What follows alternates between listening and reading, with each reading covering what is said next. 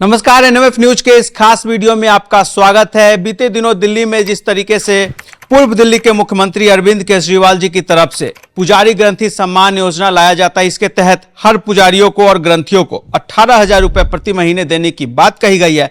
अब इसी मुद्दे के बाद, इसी योजना लाने के बाद जो है दिल्ली में कई तरह के विवाद भी देखने को मिले। कुछ जहां पुजारी जो है उनके समर्थन में दिखाई दे रहे हैं, तो वहीं कुछ पुजारी और ग्रंथी जो है इसके खिलाफ भी नजर आ रहे हैं। कई तरह के सवाल भी उठाए जा रहे हैं। अब इसी मुद्दे पर बातचीत करने के लिए हमारे साथ इस वक्त अखिल भारत हिंदू महासभा के राष्ट्रीय अध्यक्ष स्वामी चक्रपाणी महाराज जी हैं। आइए इनसे बातचीत करते हैं और जानते हैं कि आखिर स्वामी जी इस योजना को कैसे देख रहे हैं जो बीते दिनों अरविंद केजरीवाल लेकर आते हैं। स्वामी जी, सबसे पहले तो एनएमएफ न्यूज पे आपका बहुत स्वागत। जी, आपको भी बहुत बहुत और पूरे एनएमएफ टीम को हमारी तरफ से बधाई, मंगल कामना। स्वामी जी, अरविंद केजरीवाल दिल्ली में बीते दिनों योजना लेकर आते हैं, पुजारी ग्रंथी योजना, जिसके तहत हर पुजारियों को और ग्रंथियों को 18,000 रुपए प्रति महीने देने की बात कही गई है। इस योजना को स्वामी जी आप कैसे देखते हैं? देखिए, ये जो घोषणा किया है माननीय अरविंद केजरीवाल जी ने, वो बहुत ही सराहनीय है और ऐतिहासिक है। मैं बहुत बहुत उनकी भूरी भूरी प्रशंसा करता हूं और उनको धन्यवाद देता हूं, आभार व्यक्त करता हूं, उनको स्वस्थ रहने की और दीर्घायु की मंगल कामना करता हूं। जिस प्रकार से पुजारियों की और ग्रंथियों के बारे में उन्होंने सोचा है, उनके हित के बारे में सोचा है, तो निश्चित रूप से एक अच्छे नेता होने का उन्होंने अपना कर्तव्य को निभाया है और एक अपनी परिचय दिया है। तो निश्चित रूप से हमें बड़ा अच्छा लगा, क्योंकि हम करीबन 20-25 वर्षों से कई बार कई सरकारों को, कई नेताओं से मैं ये बात कह चुका था, पत्र के माध्यम से, ज्ञापन के माध्यम से, व्यक्तिगत रूप से मिल करके, कि जब मौलानाओं को वेतन मिल रहा है तो पुजारियों को भी मिलना चाहिए, और लेकिन कोई ध्यान नहीं दिया। अभी चंद्रबाबू नायडू आंध्र प्रदेश में मुख्यमंत्री बने तो उन्होंने भी कुछ अपनी इस तरह की योजनाएं लागू कर दिया है। तो निश्चित रूप से माननीय अरविंद केजरीवाल जी ने, जो पूर्व मुख्यमंत्री हैं दिल्ली के, वर्तमान में आम आदमी पार्टी के संयोजक हैं, तो उन्होंने जो जिस तरीके से घोषणा किया है, और ये भले ही चुनावी घोषणा है, लेकिन ये कहीं ना कहीं राहत देने वाला है और ऐतिहासिक ये उनका जो है जो घोषणा है। स्वामी जी, अब सवाल ये उठ रहे हैं कि इससे पहले देखा गया था हिंदुओं के लिए जो बड़ी बड़ी योजनाएं होती थी, बीजेपी लेकर आती थी। प्रधानमंत्री मोदी जी खुलकर साधु संतों की बात हो गई, पुजारियों की बात हो गई, उनके समर्थन में खड़े दिखाई देते थे। तो सवाल ये उठता, क्या अरविंद केजरीवाल अब प्रधानमंत्री मोदी जी से बड़े हिंदू नेता हो गए?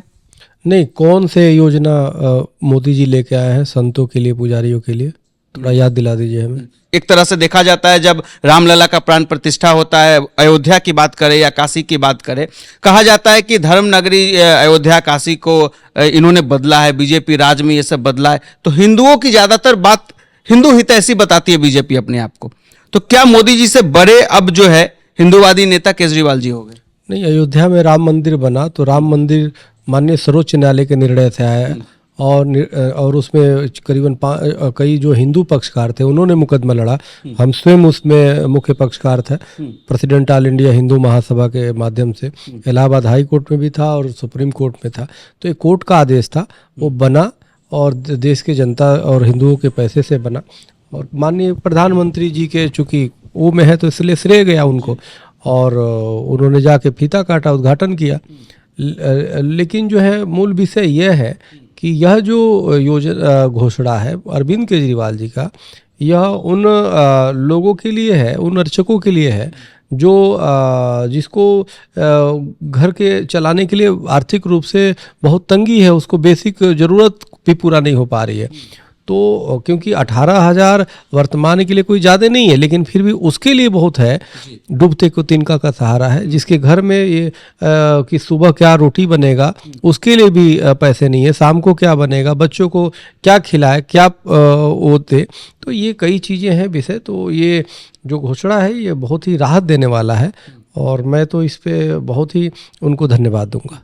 क्या लगता है स्वामी जी, इस केजरीवाल जी की इस योजना के लाने के बाद ऐसा माना जाए कि मुसलमानों के मुंह पे एक तमाचा केजरीवाल ने लगाया? जो अब तक बताया जाता था कि मुसलमान हितैषी है, केजरीवाल हिंदुओं के लिए कुछ नहीं करते हैं, क्योंकि जो देखा जाता है AIM के जो प्रवक्ता है शोएब जमई, वो एक बयान देते हैं, कहते हैं केजरीवाल पे हमला कर देते इस योजना पे, कि अब तक आप जो है इमामों को देने की बात करते, अब तक उन्हें तो आपने पैसा दिया नहीं, हिंदुओं को कहाँ से देंगे? नहीं, वो मुसलमानों की जहाँ तक आप वो करने की मारने की बात की कि उनके मुंह पे तमाचा है, कोई तमाचा वमाचा नहीं है। ये पुजारियों को और उसकी राहत की बात उन्होंने किया है और ये होना चाहिए। और ये किसी के लिए तमाचा नहीं है, बल्कि एक सीख जरूर है। और पॉलिटिकल पार्टियों के लिए एक सीखने की आवश्यकता है कि जो पॉलिटिकल पार्टी सिर्फ ऐसे ही सिर्फ नकारात्मक बातें करके जो वोट ले लेती है, उनके लिए ज़रूरी है कि वो सीखें और वो भी जनता के हित की बात करें, जनता के हित के कार्य करें। तो हमें लगता है कि तभी होगा। अब जहाँ तक बात आपने पहले कही कि बीजेपी हिंदुओं के वो में रहती है, तो हिंदू संत समाज जो है बीजेपी को हिंदुत्व के मुद्दे पे समर्थन साथ देते हैं। लेकिन जो है उसमें ये ज़रूरी है कि जो पुजारियों का है या अर्चक है या मठ है, मंदिर है, गुरुकुल है, उसकी व्यवस्था बहुत जीर्ण शीर्ण हो चुकी है। आज़ादी के बाद से ही उनका सबसे ज़्यादा उनके साथ अन्याय हुआ। तो इसमें कोई विचार कर रहा है? अभी तक इमामों को वेतन मिल रहा था, तो उसमें पुजारियों को जिस प्रकार से इन्होंने जोड़ा है तो बहुत ही स्वागत योग्य। सवाल स्वामी जी यही उठ रहा है ना कि इस योजना के लाने के बाद जब से केजरीवाल जी ने लाया है, बीजेपी इतनी क्यों भड़की हुई है? क्या लग रहा है आपको? अब बीजेपी पता नहीं भड़की है कि नहीं भड़की है, मुझे तो मैंने कहीं नहीं देखा भड़कते हुए।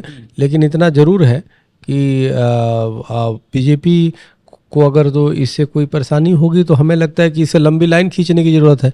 या किसी भी पार्टी को उससे लंबी लाइन खींचे, उसको लंबी उससे ज़्यादा घोषणा करे, तो जनता जिसको पसंद करेगी उसको लाएगी। क्या लगता है आपकी सरकार अगर दिल्ली में फिर से बनती है तीसरी बार, क्या लगता है अरविंद केजरीवाल जी मुख्यमंत्री बन पाएंगे फिर से? देखिए, अरविंद केजरीवाल जी मुख्यमंत्री बने कि नहीं बने ये तो उनका विषय है, उनका निर्णय है या उनके पार्टी का निर्णय है।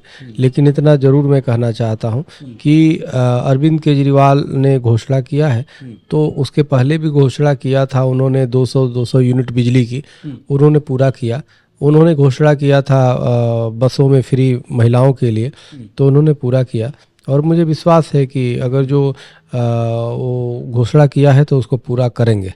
दिल्ली चुनाव में जो है 5 जनवरी से प्रधानमंत्री मोदी जी भी कूदने वाले, उनकी रैलियां शुरू हो रही है। क्या लग रहा है बीजेपी इस बार दिल्ली में कमल खिला पाएगी? प्रधानमंत्री मोदी जी तो हर जगह कूदते हैं। जो आप बोल रहे हैं कि कूदने वाले हैं, वो तो हर चुनाव में कूदते हैं और जीतते भी हैं। जीत के कहाँ देख रहे हैं इस दिल्ली चुनाव? नहीं, दिल्ली चुनाव क्या, देश में केंद्र में तो है ही है ना, केंद्र में है आज पिछले काफ़ी समय से है।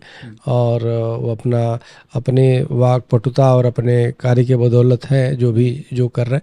मूल विषय ये है कि दिल्ली देश की राजधानी है, यहाँ पे पूरे देश के लोग यहाँ निवास करते हैं और अनेक प्रकार की कल्चर है यहाँ, और लोग बहुत समझदार हैं दिल्ली के। तो इसलिए दिल्ली के लोगों को कोई ऐसे गुमराह नहीं कर सकता। वो बहुत ही प्रैक्टिकल लोग हैं यहाँ पे, बहुत ही व्यवहारिक चीज़ें समझते हैं, तो इसलिए दिल्ली बहुत दूर है। स्वामी जी, अगर हम बात करें बीजेपी के सीएम की, जिस तरीके से योगी आदित्यनाथ हो गए, देवेंद्र फडणवीस हो गए और हिमंता बिस्वा शर्मा हो गए, अगर इनकी हम केजरीवाल जी से तुलना करते हैं, बेहतर क्या लग रहा है? केजरीवाल जी का पलड़ा ज़्यादा भारी है या इन 3 सीएम का? बेहतर सीएम कौन आपको दिखता है? नहीं, दिल्ली में तो सीएम अतिशी जी है ना। और मूल विषय ये है कि अब उनसे तुलना की मतलब नहीं है। मेन उनका हर व्यक्ति का अपना अपना महत्व है, हर व्यक्ति महत्वपूर्ण है। यहाँ पे अभी घोषणा सिर्फ पुजारियों की और ग्रंथियों की किया है। किसी भी स्टेट में और जहाँ जहाँ सरकारें जिसकी है, चाहे बीजेपी की हो चाहे कांग्रेस की, हम चाहते हैं कि वहाँ लागू कर दे वो भी पुजारियों को। और केंद्र में प्रधानमंत्री मोदी जी हैं, मोदी जी को पूरे संत समाज और सभी पुजारियों ने पूरा समर्थन दिया। तो मैं चाहता हूं केंद्र से भी अध्यादेश ला करके और वो पूरे देश के पुजारियों के लिए, संतों के लिए, मठ मंदिर और गुरुकुल के लिए कुछ घोषणा कर दे। और घोषणा क्या कर दे, लागू कर दे, तो आप देखिए देश की स्थिति ही बेहतरीन बदल जाएगा। तो इसलिए मैं चाहता हूँ कि लोग काम करें, प्रैक्टिकल काम करें, जिससे हमारा सनातन मजबूत हो, हमारे अपने लोग मजबूत होंगे तभी लोगों समाज की और सेवा कर सकते हैं। चलिए स्वामी जी, बहुत बहुत धन्यवाद हमें अपना कीमती समय देने के लिए। फिलहाल एनएमएफ न्यूज के इस वीडियो में इतना ही। धन्यवाद।